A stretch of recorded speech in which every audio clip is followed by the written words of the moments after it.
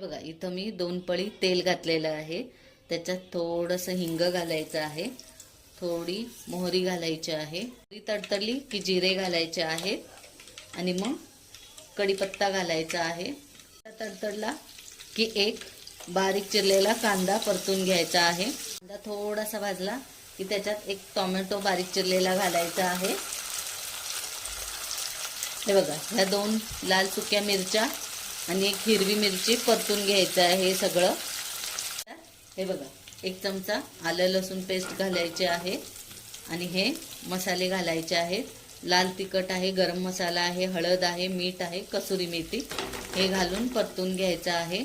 शिजण्यासाठी थोडंसं गरम पाणी ओतायचं आहे.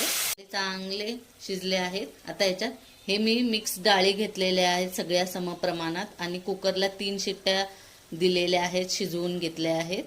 आता हे मिक्स करायचं आहे. ह्याच्यात दाल तडक्यात ना थोडंसंच पाणी जातंय, थोडंसं पाणी घालून शिजवून घेऊया 2 मिनटं. हे बघा, दाल तडका रेडी झालेला आहे.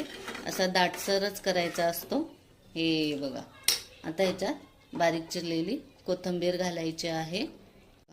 असा छान असा दाटसर करायचा असतो. हा रेडी झाला दाल तडका.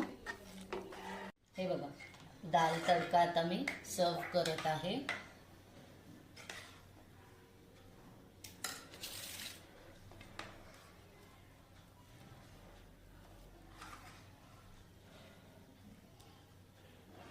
त्याच्याबरोबर खाण्यासाठी ही आहे ज्वारीची भाकरी.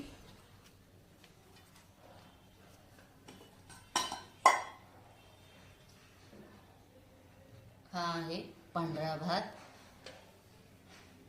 आणि तोंडी लावायला हे आहे मिरचीचं लोणचं.